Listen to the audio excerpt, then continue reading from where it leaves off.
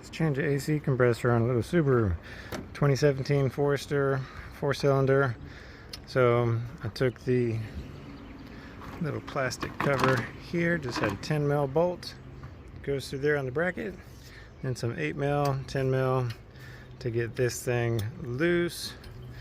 You've got to depress that trigger switch to get the AC compressor disconnected. Now I'm going to squeeze the bottom of that tab to release the plug, and then I can get this bracket kind of out of the way,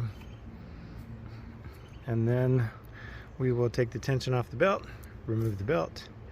And this system has already failed, so there's no refrigerant in it. Otherwise you'll have to bleed the refrigerant into your catch canister, and once it's empty, take the lines off of the compressor, and then we'll just unbolt this teeny tiny little bitty baby compressor. Okay, so I've got this bracket loosened up. Just pinch those tabs together to get that plug off. Now we're going to take the belt off.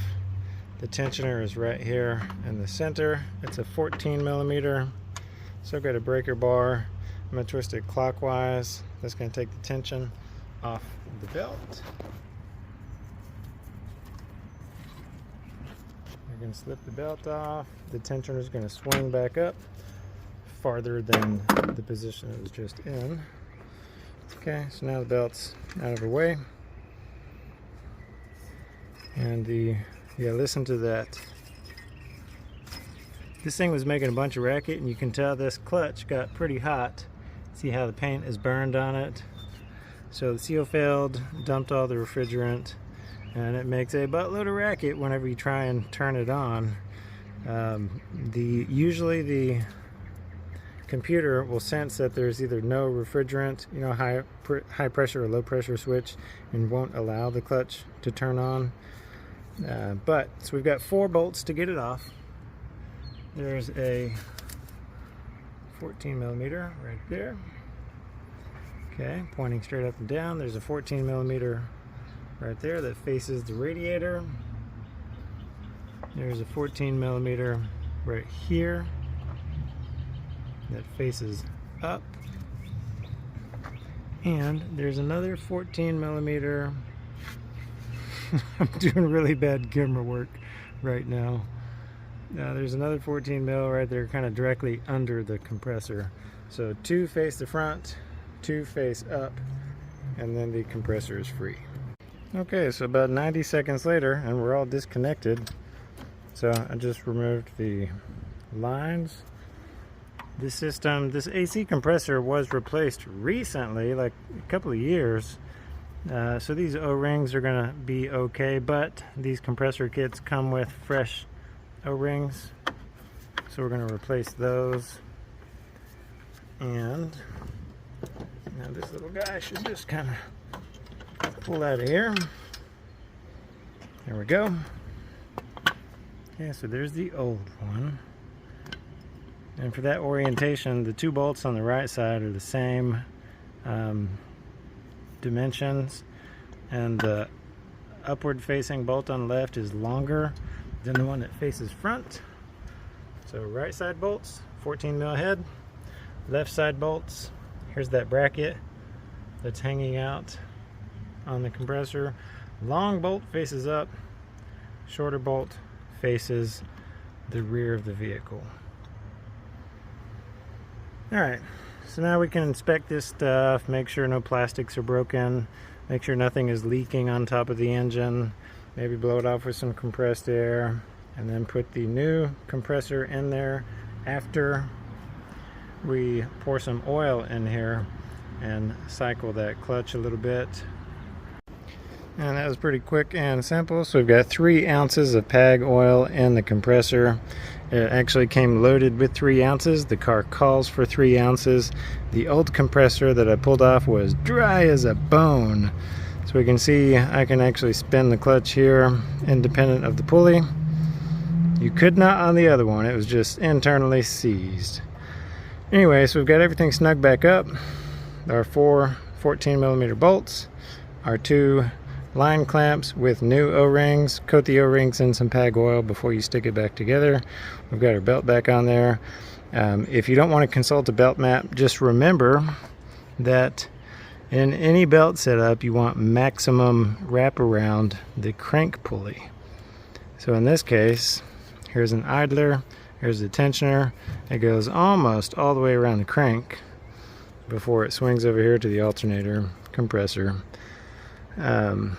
So now it's time to put the vacuum pump on here. Make sure the system is dry inside and holds a vacuum. Run it for 30 minutes, 45 minutes, shut it off for 30 minutes, make sure it holds vacuum, and then we'll start it up and charge it. Okay, so we've got the manifold hooked up, pulling vacuum. You see I just turned it on, so we're at 22 inches of mercury. We're going to leave both valves open when we're pulling vacuum. Both valves open. You can get these vacuum pumps, you can either rent them at the auto parts store and just bring them back and get your money back, or go somewhere like O'Reilly's. This one, I don't know if it came from O'Reilly's.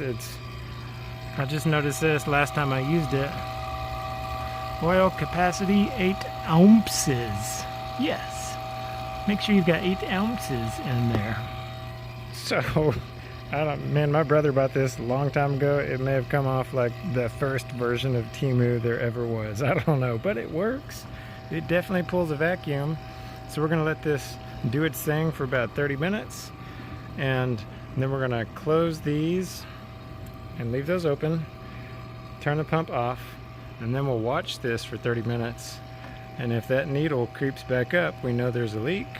If it stays at 25 inches or whatever for 30 minutes, then we know the system is sealed, is dry, and is ready for refrigerant.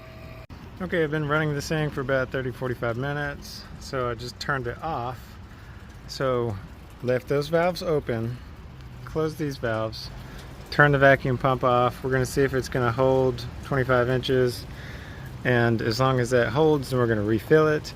Now usually there's a tag somewhere on the car that tells you how much refrigerant goes back in here.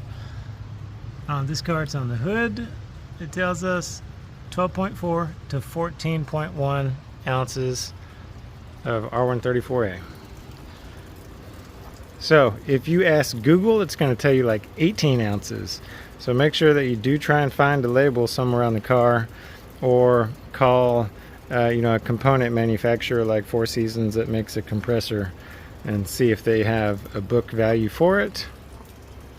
Okay, everything checked out okay. So we're still holding vacuum. I just pulled the vacuum machine off, and I've got a can of refrigerant here hooked up to my tap. So I've got high pressure open on the car, closed on the manifold. Okay, that way I'm still going to read the high pressure that's in the line, but it's not going to allow any refrigerant to be charged through the high port. Low pressure open on the car, low pressure open on the manifold, because I'm charging refrigerant through my yellow line into the low port of the car. So I'm going to start it up and turn the AC on full blast, and once the refrigerant starts to enter the system, then the clutch will cycle on and it'll take a few minutes to suck all the juice in. Alright, so there we go. Now we're starting to build some pressure. AC clutch is on. So I'm going to put about 14 ounces in there. This can is getting cold because it's starting, it's sucking juice. If it comes through the can in liquid form, you're going to see a bunch of bubbles in here. And if it's exiting in gaseous form, you're not really going to see anything. But if you put this on a scale to measure how many grams are in there, you will see the weight reduce every few seconds or so. So this is going to take, to do 1 1/4 can or so, it's probably going to take about 15 minutes, and then we'll have cold air. Yeah, it took about 15 minutes, got it filled up. It's cold, so everything seems to be running smoothly. It's an optical illusion the way the clutch is moving on the camera right now, because we're recording at like 30 frames per second or whatever. but it is spinning. So let's close the hood and we'll take a temperature reading. That fan is moving over the condenser because it's trying to normalize the pressures, particularly the high pressure. So if that fan shuts off, you would see high pressure take a hike pretty, it would increase dramatically. So as soon as that fan kicks on, the high pressure reduces. But let's see. So just looking inside that vent, 65. And if we look at the steering wheel, 96. Because it's June in Texas, so the car is still hot, but the AC is doing its best to make it cold in here. Yeah, good job AC. Problem solved.